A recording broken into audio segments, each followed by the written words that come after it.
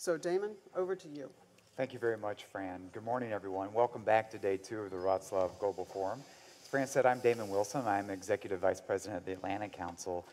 Delighted to kick off day 2 with a discussion about the future of NATO, and particularly NATO enlargement. I just wanted to add a note. Fred Kemp asked that I underscore we'll roll immediately into the session after this, a discussion on a set of democracy issues. And Steve Hadley will be joining that discussion. He's with us here right now. Former National Security Advisor will be joining Tamika Tillman, Jerzy Pomanowski for that discussion on democracy. So each year in Wroclaw at the Global Forum, we've had some type of discussion on NATO, some type of discussion on the alliance, in large part because it's fundamental to how I think we think about the importance of what Wroclaw is. It's a forum that's based in the importance of our values, of the democracy that brings this community together, but very much linked to the security that comes from this shared community, the security that is represented through the body of the alliance, through NATO.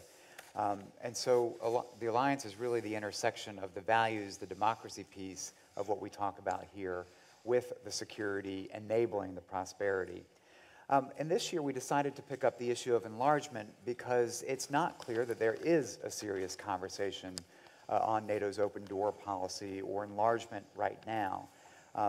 The alliance hasn't been gripped with a serious conversation about the open door enlargement since the tumultuous Bucharest summit, since the enlargement first to Albania and Croatia, and then the difficult debates within the alliance over extending a membership action plan to Georgia and Ukraine, as well as the inability to reach a consensus on the agreement to extend an invitation to Macedonia, but contingent on resolution of the name issue.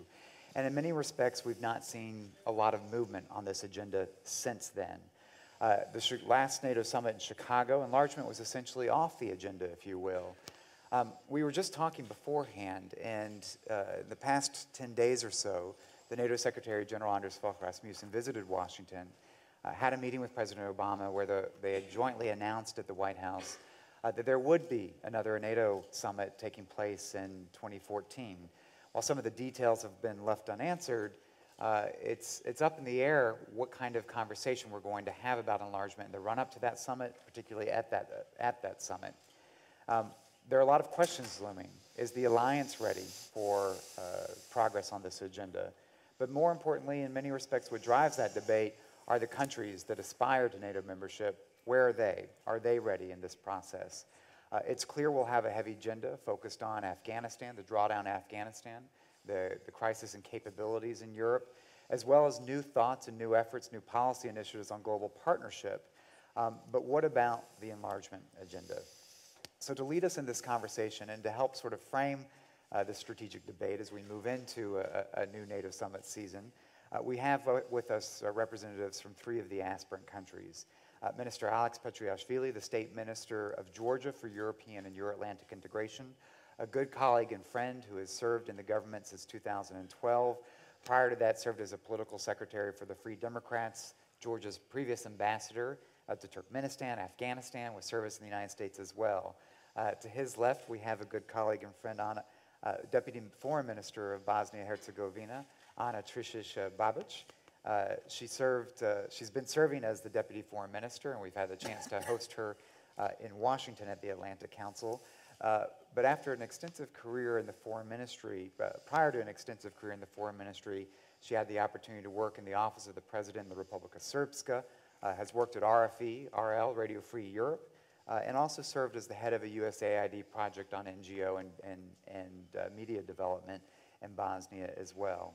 And then to her left, we have Ambassador Fatmir Xheladini, the ambassador of Macedonia to Poland, who also served as their ambassador to China, and more importantly for our conversation today, served as state secretary in the ministry, where he played a heavy role in Macedonia's conversations, both about its European integration process with the European Union and the NATO alliance as well.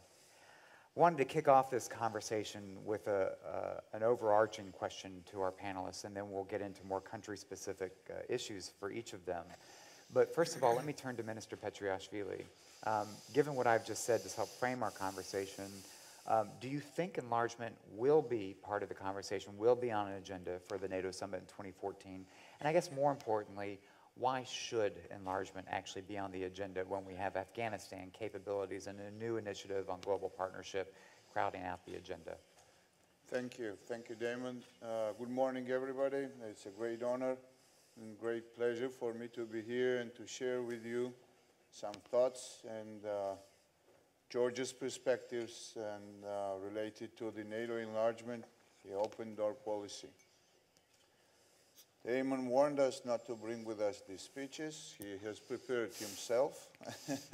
So he outlined the most important issues which I would also like to underline. Is that after Bucharest summit, there was no real talk about further enlargement, but it's really about the security and democracy. In our region, for Georgia, definitely, we'll talk a little bit later about Georgia specifically, but I think the security, the overall security for the region and the business of security is not finished yet. I hope very much that there will be and there should be the talks and the conversations at the next NATO enlargement summit, NATO summit, when it takes place, because the security for the region where we are from means the improvement in the security means the wider security, more in a more global picture, because we are maybe closer to the region where Afghanistan is located. We are participating in the ISAF operation in Afghanistan, and we are the #1 non-NATO member state contributors. But we know that we have to contribute to the international security if we want to consume the international security. And more stable Afghanistan, more stable South Caucasus means more stable Euro-Atlantic area, stronger Euro-Atlantic security. So we have no doubts about the importance of the enlargement. Same is for democracy. Georgia has demonstrated not once that we are moving and developing democracy in Georgia, but when and if the NATO enlargement happens in our region, it will be a very strong signal, message to all our neighbors, I mean particularly one, the biggest one, that democracy is there, the region is the part of the democratic community of the Euro-Atlantic space.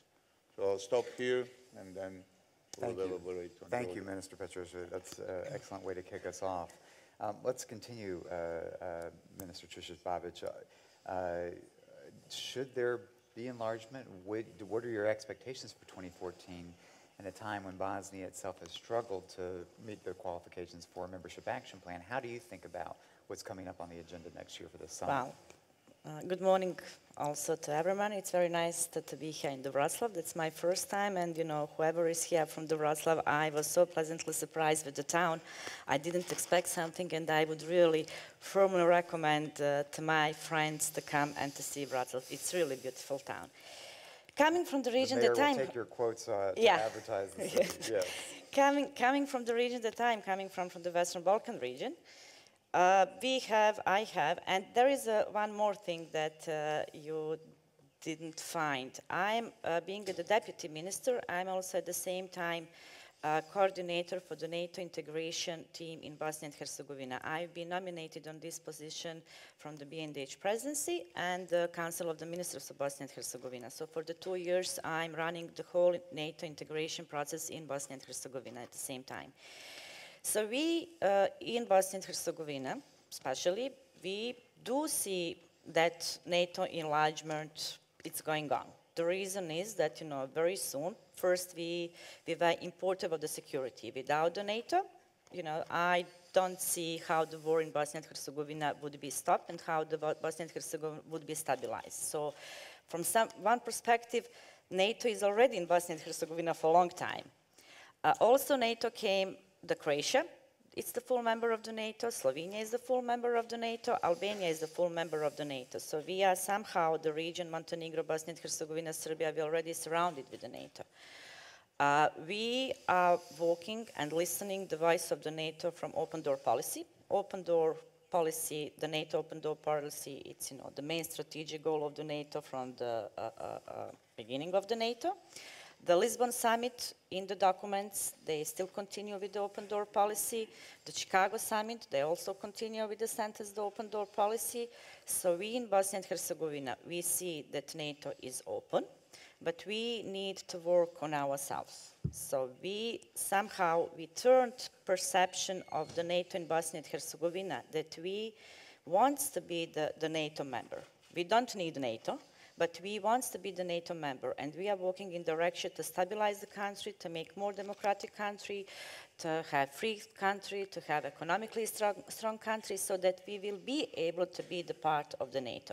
Personally, something what I discussed now a little bit with you before we came here, I don't like this word NATO enlargement, especially on the Western Balkan, because we are connecting this with the EU enlargement. I do think that EU is enlargement policy, but NATO, the main goal of the NATO, as I understood, learning about the NATO, never was the enlargement process. The NATO was alliance of the sovereign state deciding on their own to be the part of the NATO, to be capable to be the part of the NATO, and also being the part of the NATO to participate in the global security and contribute to the global security. This is something where I see the opportunity and chance from the Western Balkan, being exporter of the security. Now we can export security outside, having experience that we have.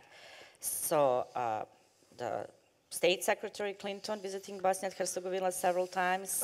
She firmly stated that NATO is open to Bosnia and Herzegovina. NATO General Secretary Rasmussen also visited Bosnia and Herzegovina, and for the last 2 months, being in Washington, being in Romania, being in Poland, everywhere he stated, that NATO open door policy towards the Western Balkan region, towards the Eastern Partnership. So we don't have this hesitation about NATO open door policy, but we are working inside of the country to be capable to be part of the NATO. Thank you, Madam Minister. Thanks for that opening comment on that. I want to turn to the ambassador from Macedonia.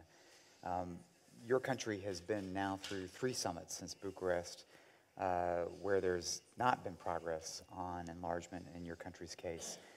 So how do you see the agenda? Is there a prospect for actually making progress in 2014 at the next summit to be able to welcome Macedonia into the alliance?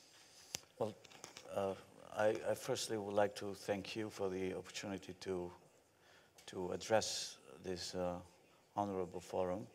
It gives us an opportunity to have our ideas, issues, suggestions presented amongst friends and well-wishers. I will take this opportunity also to send my greetings on behalf of the Minister of Foreign Affairs, who was not able to attend this event today.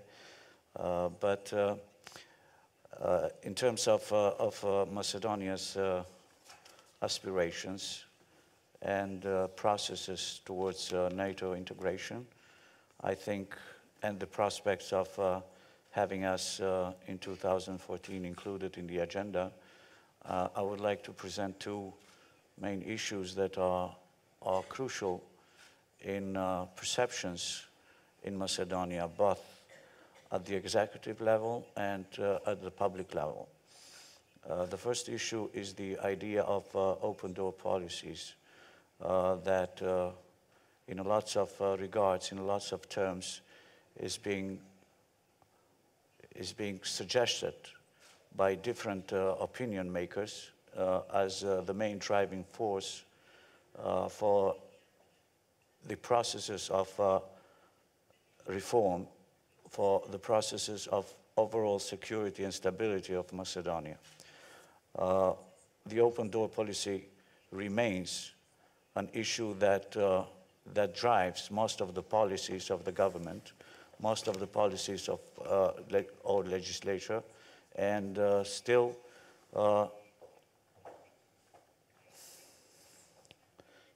remains amongst the basic motivations for the activities in Macedonia. So in that regard, the open door policy hopefully can present perspectives in the future as well. We know that since 2008, we have been acknowledged as the country who have met the criteria for full membership in NATO, but due to the existing problems that we are facing with member countries and with one of the member countries, it has been still remaining an issue. Mm-hmm. Also, the second angle to the open door policy may be the regional cooperation that has produced in recent past between the countries of the region. The stability, internal stability of the country has been one of the main factors for the motivating of government policies and other policies in Macedonia. But also regional cooperation has been one of the main motivations for activities of the government of Macedonia. You know that now it's already 10 years since the Adriatic Charter that started with 3 countries, but as time went on, it expanded to almost every country in the Balkan regions, in the Balkan region.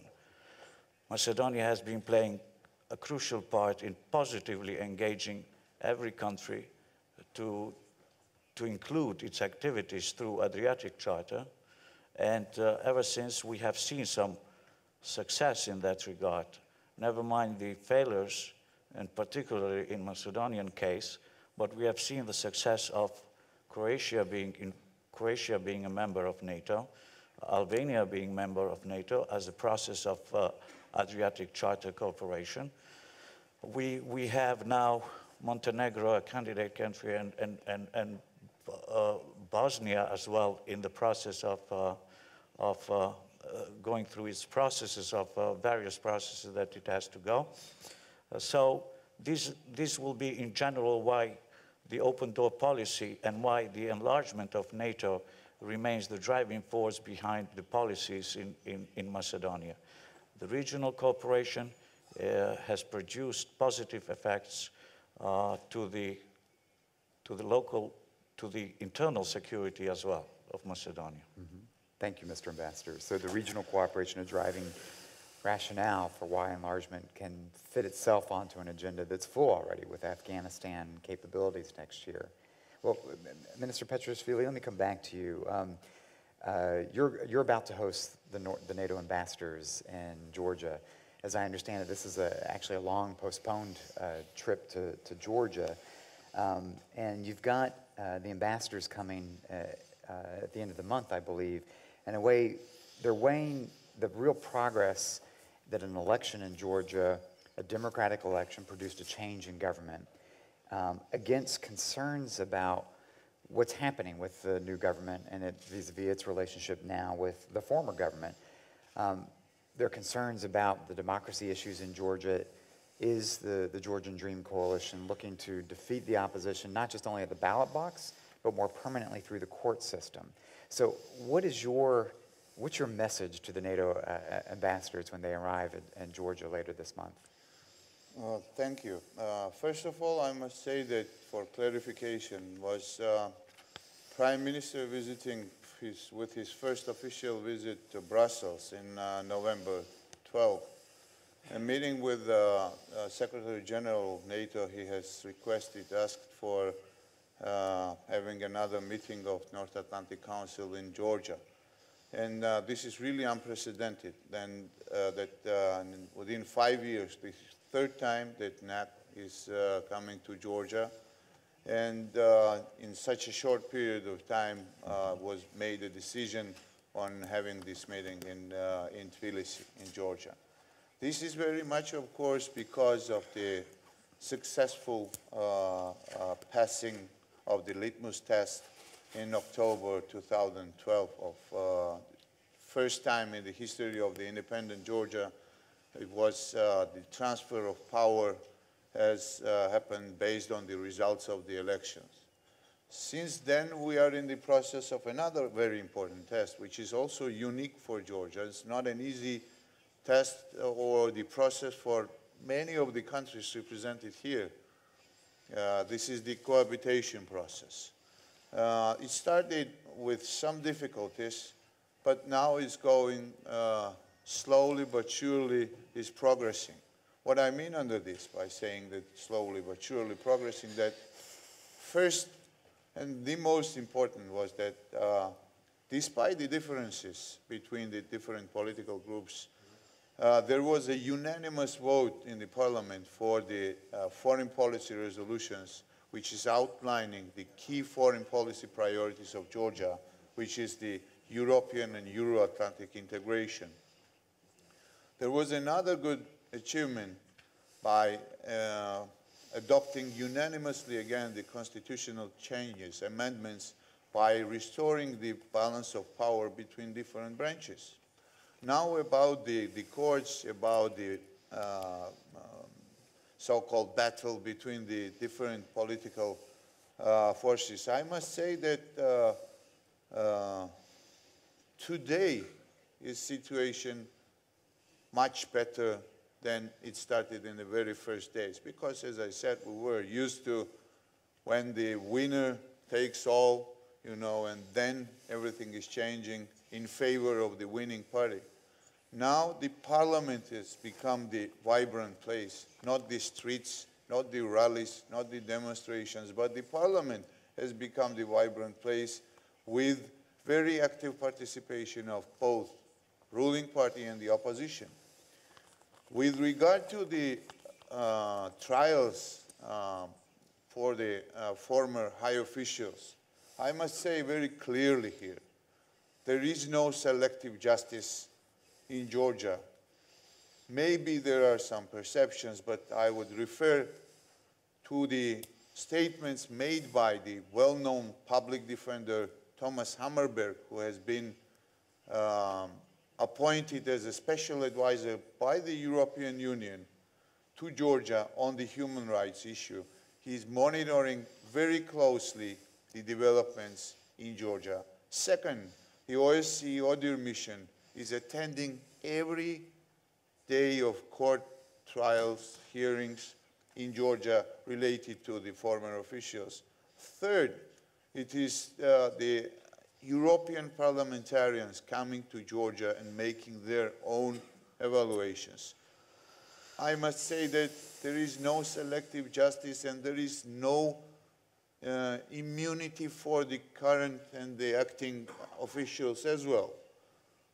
There were some arrests of the acting officials, former minister, first deputy minister of interior. There was charges related to the corruption in the Ministry of Agriculture. So we are working. It's not an easy task. It's not an easy task, but we are working with the strong involvement of the civil society, which is giving us the recommendations, criticizing us. We are open to the critics. What is also important to underline here is that Prime Minister Ivanishvili, at almost every his meeting where I attended this, he's underlining, inviting the international community to come to Georgia, either to create the new mechanism or to use the existing mechanisms of monitoring the process and making as transparent as possible. Just recently we had the conference of judges who were electing the judges in the Supreme Council of Justice. There was zero involvement of the government, and the judges who were elected, some of them really disappointing the part of the Georgian society, but we demonstrated the strong political will of having independent court in the country, independent media in the country, and a very strong civil society, beg your pardon, involvement in Georgia's future development. So we are both contributing in security and continuing the reforms started under the previous government. I must praise here the reforms which have started. Some of them were very successful. In some of them there were shortcomings, but we build on this success and move forward. There is a guarantee from the current government, the irreversibility of the process of the ongoing reforms. So this will be a message. I opened all my secrets before the NATO Council. Mr. Minister, I think that's actually an important message because I think we've talked about, and you know, that when alliance leaders convene, one of the most important things will be a sense of what is the depth and development of Georgia's democracy. And so taking those issues head on, I think is critically important to advancing your foreign policy objectives. But even if all that goes well, you know that there are differences also in Georgia, but there's also differences in the alliance about just the idea of a closer relationship with Georgia, a membership action plan first, enlargement to the Caucasus, to a country of the former Soviet Union, that Russia looms large in this conversation in different ways in different capitals. But this is obviously your policy towards Georgia towards Russia is evolving. How do you see the issue of Moscow overshadowing conversations within the alliance on enlargement, and particularly on Georgia? Where do you see this going? First of all, there are no differences in Georgia related to the Georgia's integration. It's not about Georgian Dream Coalition's political priorities, and neither about UNM inventing and finding our opponents, finding European Union and the NATO for Georgia. It's Georgian people's strong political will. 77% of Georgians are willing to see our country in the community of the democratic states and they see the long-term security and stability of Georgia within NATO. Georgian soldiers who are dying in Afghanistan, I've talked to them when I was in Afghanistan myself. 100% of them knows that they are contributing to the international global security because terrorism has no borders and terrorism maybe is closer to Georgia than to and to South Caucasus than to other member states of the Euro-Atlantic area. So now about our relationship with Russia in regard to the NATO open door policy and Georgia's integration in NATO. First, I would like to refer to the innumerable statements made by the NATO leadership. Just most recently, the NATO Secretary General made it as clear as possible that NATO is making decisions. And it's our will, it's our choice whether we want to see our country in NATO or in the reincarnated Soviet Union. We want to see Georgia in NATO. And it's a decision which is not going to change. And we demonstrate it by changing the power, but not changing the power forces, but not changing the foreign policy priorities.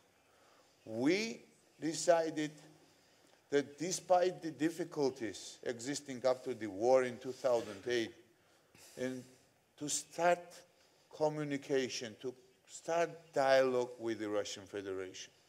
Geneva Forum remains primary forum for the talk with Russia on the conflict with Russia, on the issues of the occupation of Georgian territories, and non-use of force, and fulfillment of the commitments taken by Russia in 2008, mediated by the European Union. But we opened the additional channel of communication on the issues like trade, economic, cultural, and humanitarian ties. This is Ambassador Abashidze talking to Deputy Minister Karasin. We tasked them not to get to the red lines, which is for Georgia, this is the territorial integrity and sovereignty, this is the foreign policy priorities, which I have already mentioned.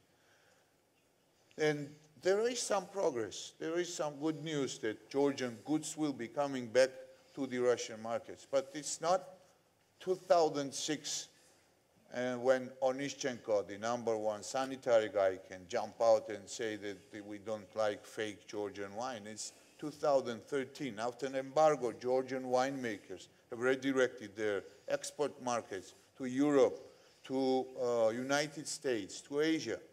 So this is not anymore the political leverage tool in their hands. And we made it very clear that there will be no issue which will be a positive result for us at the expense of the Georgia's national interests. We have to talk to them.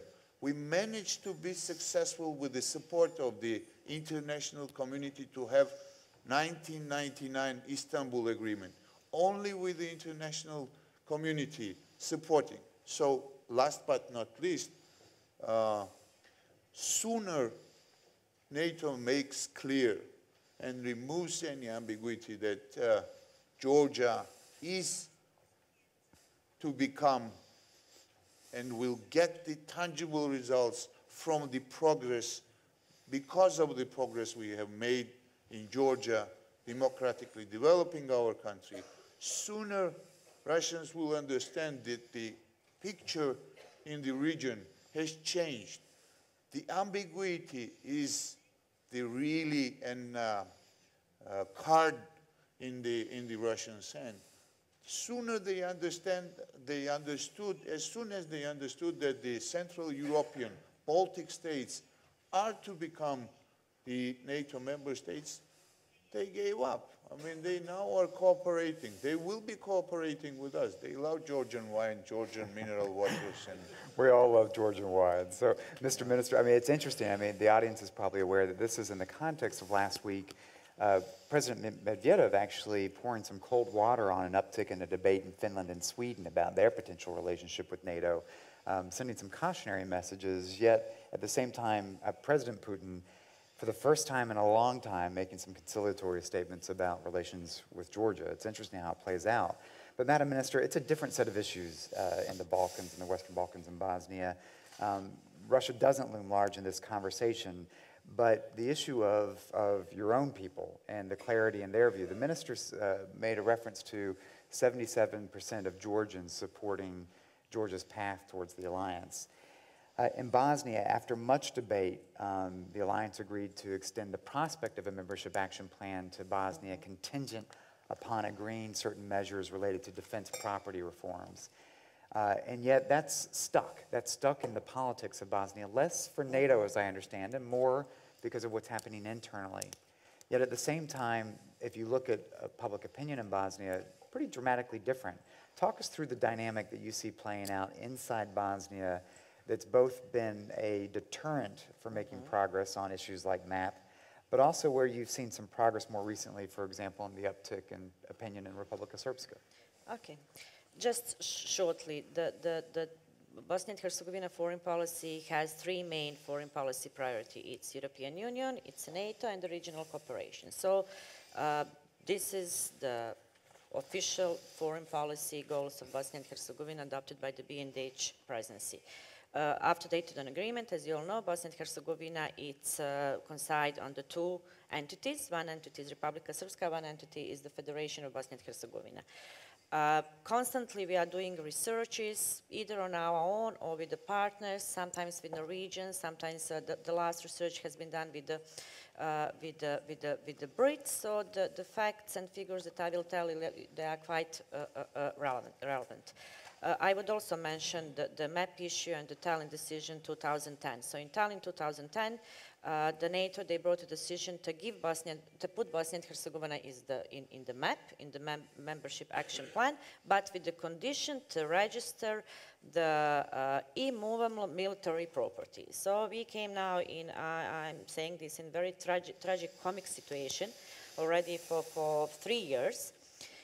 So we are legal in the MAP, but we are not doing reforms through the MAP. So whoever is in the NATO thinks we are doing reforms. Our main tool with the NATO for doing reforms, it's IPAP.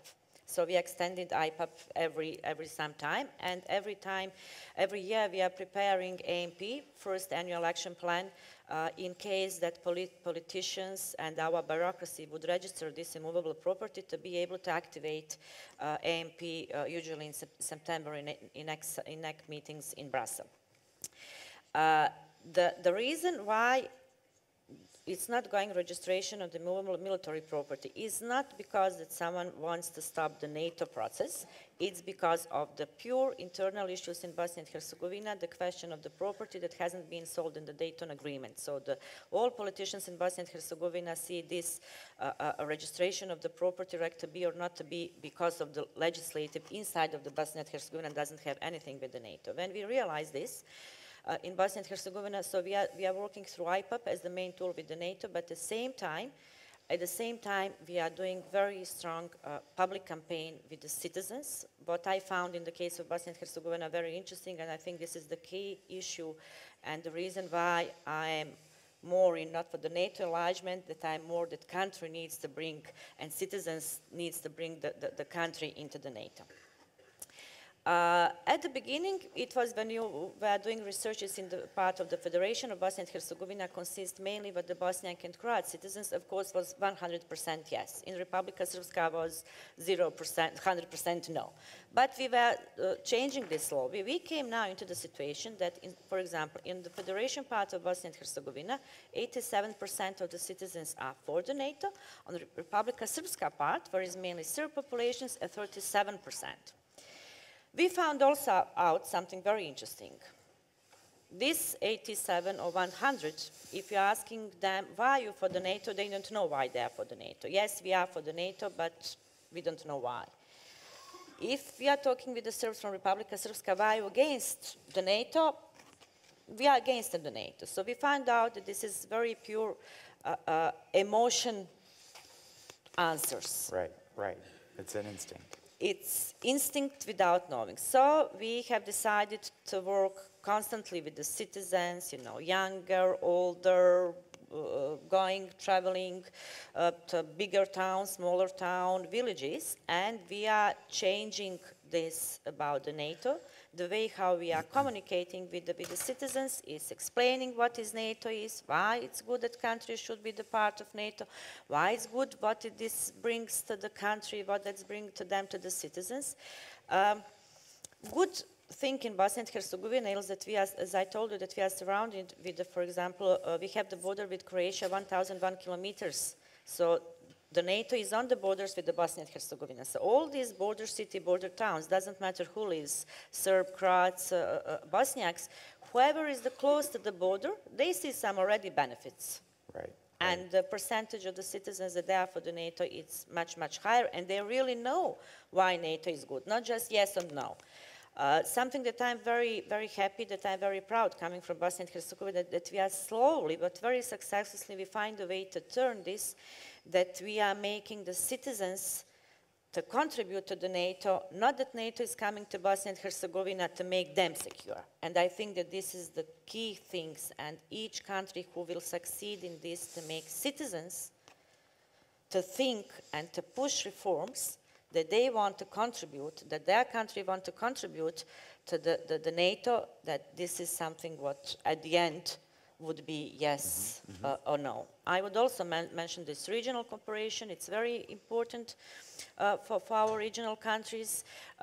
We are separately or together part of the ISAF mission, and I would also mention this importance of being the part of ISAF mission, and the reason why, because being a part of ISAF mission, our heads of the states and representing Bosnia and Herzegovina, we were able to be on the 2 NATO summits, and we were able to sit together with the NATO table, together with the American president, together with the French president, Italian prime ministers, and all the NATO members. That moved process in the heads of the politicians. They realized why is important and why is good to be on such a big, table. So this is the only, it's not a forum NATO where Bosnia and Herzegovina are really participating and talking about the future of the world. And we we realized why is important and how much is good that we are talking about someone else, not that they're talking about us. Right. That's a good part objective to be. And something what I would also, there is something what I liked very much, the sentence of the Poland Minister of Foreign Affairs, Minister Sikorski. He had a great sentence about our Western Balkan countries. He would always say, it's better for you to sit on the table. If you are not sitting on the table, you're on the menu. Exactly, exactly. All right, I'm going to turn to the ambassador. I want to bring in the audience for comments and questions. So catch my eye if you have a question for our panel. I just want to add one thing. You mentioned this 80-some% support in the Federation, 37% in Republika Srpska. At the same time, we noted that those numbers in the Republika Srpska are actually probably higher than where they are in Montenegro today. In part, we've got colleagues from our Slovak Atlantic Commission here. We talked about the impact of our Slovak colleagues coming to Republika Srpska, being able to have these conversations. It does take political leadership and will to impact that perception. And that sort of tees up where I want to go with you, Mr. Ambassador, this issue of political will. I mean, at the end of the day, the alliance is about both solidarity and reconciliation. And if you think about the challenges, we've got dysfunctionalities, unfortunately, in each of these the countries that we're talking about today. But the themes of solidarity and reconciliation are pretty critical to the alliance's viability. And if you look at Macedonia, we've got, obviously, a development of almost recriminations between Macedonia and Greece rather than the strong sense of solidarity. I'd welcome your thoughts on how you see the relationship with Greece playing out, particularly in the context now of some difficult economic crisis. But at the same time, your own society has gone through a very important process through the Ohrid Accords of reconciliation. And there is the potential for a growing gap between the perception of Albanian Macedonian politicians and Slavic Macedonian politicians, the longer Macedonia is outside of NATO. And so I just wonder if you can offer a bit of a word of how you push in the right direction on solidarity or reconciliation with your neighbors, and also strengthening those bonds within the communities in your country as well, while you're sitting on the outside of the alliance. Please, and then I'll turn to the audience, so please catch my eye. It's a very good question you have put here. I will again divide this situation in two different periods of time. In 2001, Macedonia was on the brink of almost civil war and civil conflict. And as I said earlier, the open NATO policy provided an opportunity for communities, politicians, to take on serious challenges. And I will say it in a quote here, very simple manners. The simplicity of approaching these problems was, we have a priority. EU-NATO integration is a priority because that's what the citizens want. And in 4 years' time, we achieved a lot in that regard. The politicians were very much focused on priorities set out, and that was reforms that we can achieve EU and NATO integration. Of course, when it comes to regional problems or problems with neighbors, it is difficult to generate debate and discussion. And sometimes it's very painful to generate discussions and debate on simple matters, because simple matters are not easy to philosophize about them. And alternative issues come into play. Alternative issues and new ways of solving issues is sometimes good, but in lots of cases it generates prolongation. Prolongation in regards to countries that are very complex in its nature, like Macedonia is, can be problematic because they divide the public opinion on issues of importance. Now, with Greece, it's an issue that you know, we have been trying to be very serious.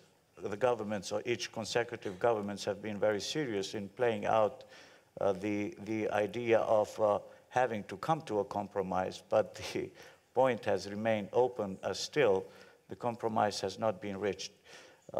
This can be seen in a twofold way. You know, the crisis in Greece has affected negatively the possibility of coming to an agreement with the Greek side, and as a result, we have a more proactive engagement of UN mediator in this regard, but we haven't seen any results as of yet. And just recently, Minister Popovsky was in New York, and there has, unfortunately, although there was some positive connotations a few months ago, now it seems that again this issue it's on the open. And as the ambassador knows, I've talked to you and your minister. I think I'm keen to see a stronger leadership on the part of the American side, the European side, take a little bit more ownership of that process because it is languishing right now.